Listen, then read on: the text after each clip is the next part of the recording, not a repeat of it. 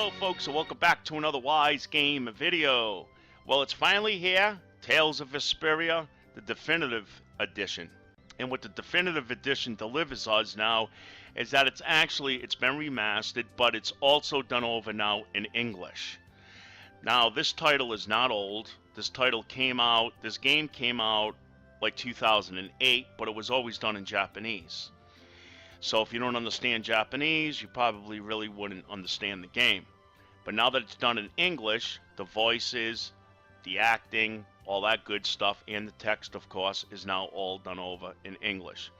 But you still do have the option at the startup of every time you play the game of doing it of playing it in Japanese or in English.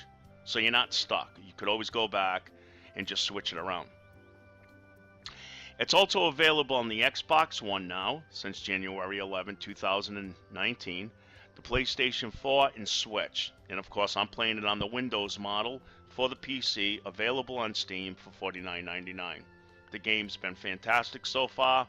I'm up to about level 15. Still a lot more for me to learn and open up, and I'll be releasing future videos covering that stuff. So basically what I'm going to be covering in today's video is just getting started with the game, going over a little bit about the UI, the menus, and just to get you started where you should be able to start enjoying Tales of Vesperia. So first of all, let's open up the menu. And at the very far right, this is our save and load portion of this menu. When you're outside in the world, you can save the game anywhere, and that's what this arrow's for. That's pointing downward. Right now it's grayed out because I'm inside of a town. So that's what that's used for right there. This is for loading past saves. And here's the options, or the configuration menu. And it's pretty large. There's a lot of different things in here to customize the game the way you like to play it.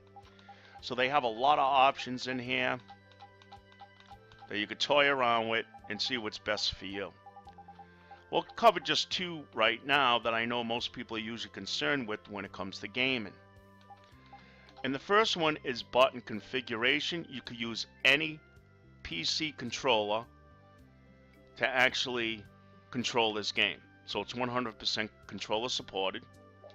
And in here is where you could change around the options of what you want it to do. So if I wanted Y to be what A is, I could change that. No problem. Just doing this. It's going to let you know what to do. For now, I'm going to cancel it because I don't want to change mine. And then you also have the option of doing it for battle. So once you go into a battle mode, you also have the settings for that. Next I know is graphics. That's a big thing for all of us. And here you could change the screen resolution in the window mode to either full screen, windowed, or borderless. Keep in mind, if you use more than one monitor though, you may need a mod.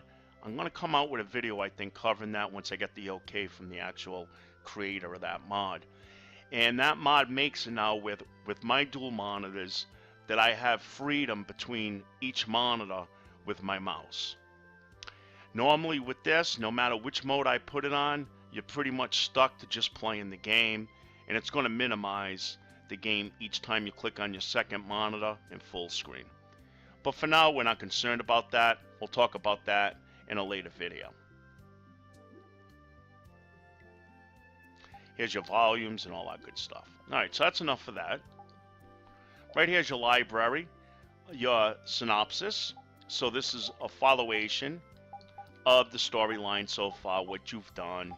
So if you want to go back and read these, put the chapters together, it'll give you a nice pinpoint of the storyline. Battle book, monster book, world map. I just actually found this out today, that there is a world map in here, and it's for towns, dungeons, and fields. So this is really nice too.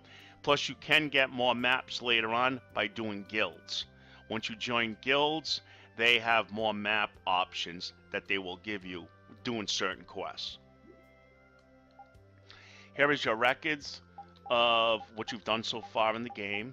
Skits viewed even, all that good stuff. Status. Cooking in this game, just like any other Tales game, comes in very, very handy because we are kind of limited on the amount of items that we could carry. So if you start running low on health and TP points, which is like mana points in most games, they're called tech points. TP points is what we call them. Learning these recipes will make it where you could heal those back after a battle. So there is the chef in the game called a wandering chef, so you want to check every nook and cranny of all the towns and stuff that you come out to make sure that you don't miss him, because he's got all the recipes. So as you come across him, he's usually hidden in like obvious looking items, like a big vase that may stick out in somebody's house. Odds are, if you see something that's rather large or something like that, that doesn't blend in with everything else, that's probably him. So click on that and you should be good. Strategy is where we could set up our strategy for in battle. This game has a full auto feature. So because it's not a turn-based game, it's an action combat Japanese RPG game, just like most Tales games.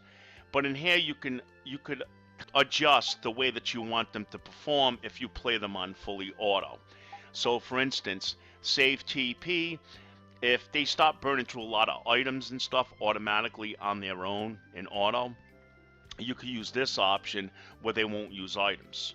Or they'll cut down on using TP points if you start running low on TP points. Here's their arts, and this is where you could set up what battle modes you want them to be in. So right now I got this set on auto, and with the select button you could change it to manual, where you got to do everything yourself, and then semi-auto. But we'll get more into the battle system in another video, but I will get into a few battles in this video to kind of tie everything together,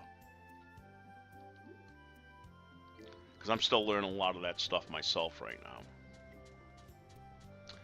We have the traditional shops that you would expect in any one of these kind of games, but this one, a lot of games, they have separate vendors for each item. So you got an item vendor, then you have an equipment vendor.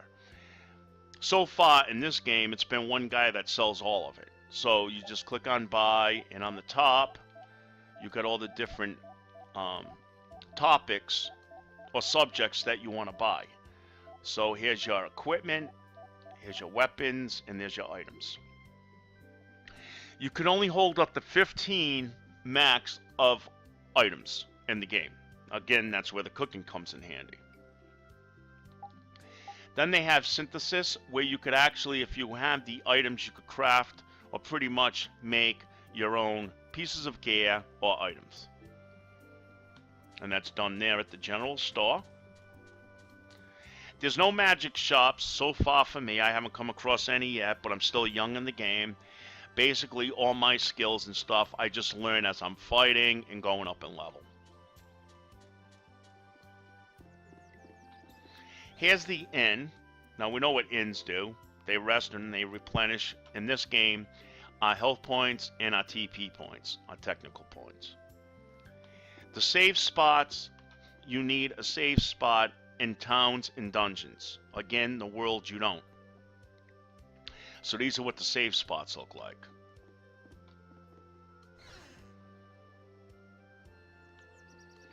Talk to everybody. Everybody you could talk to in this game. Not all buildings you can enter though, but a good amount of them you can.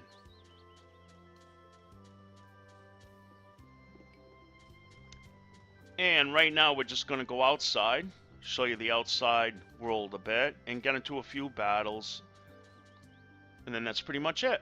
And this is just a basic guide, just to get started until I get further into the game, then I'll be releasing more up-to-date videos. So here's the world. It looks fantastic. There's only in the towns or in caves you can't swing the camera. It's fixed. It's a fixed camera game.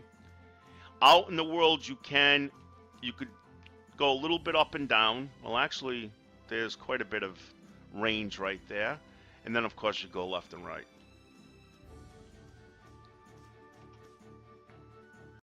There's our little mini map up to the top right, and if you push one of the buttons, it brings it in bigger once you fill in the areas. And then, of course, you have the built-in map that I showed you earlier.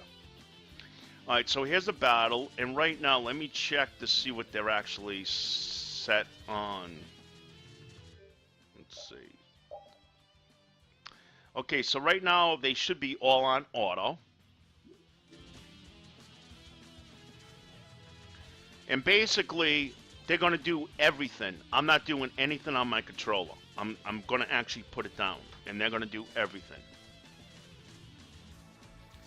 Now, again, I got it set, I think, on Save TP, so they're not going to be going through a lot of items, and they're not going to be using their top skills yet, because these guys are pretty weak for me. But keep in mind, this game is no joke when it comes to the battles. It's one of the toughest games. From what I understand, the forums have been blowing up on the Steam forum page about some people that usually play hard mode ended up going to easy or just normal. Because the boss fights in this game will kick your ass. Unless you, like, level up way beyond them. But it's a pretty tough game as far as the fighting goes. So, the first boss I came across so far, he killed me. And usually, that doesn't happen when you start a new game, you're at a low level, you come across the few bosses, and they're usually super easy. But this guy killed me. So, yeah, so I could see what they meant by that. Now, that's another great thing about the auto system, is that sometimes it's a great practice. If you're not sure what you're doing against a boss fight, you could let them try it on auto and see what the actual game does. And then you could actually put it on manual and then try it yourself. So we can see we're just blowing these guys up right now. Because I did level a little bit beyond their range, or their level. Now, for the next one, we're just going to put him. Now, you can put each person if you want on manual. And that's just by coming here to Arts, going to that person, and then with the select button, you could change the mode up on the top right. See how it says auto? See, now it's manual and semi-auto. But we'll get into these breakdowns in another video. For now, I'm going to put the main guy on manual and show you guys a fight in manual. I'm killing these guys pretty fast, so there's probably not too much I'm going to be able to show you.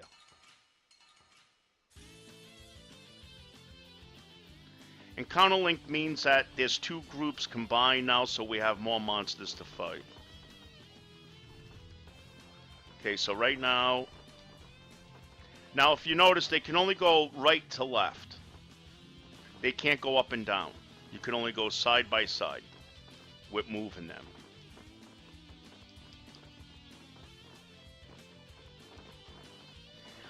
I feel on manual, even though I'm not really good on manual in most games, you know, when I really want to get intense with fighting, that's when I fire up World of Warcraft and do some PvP and use 30 abilities.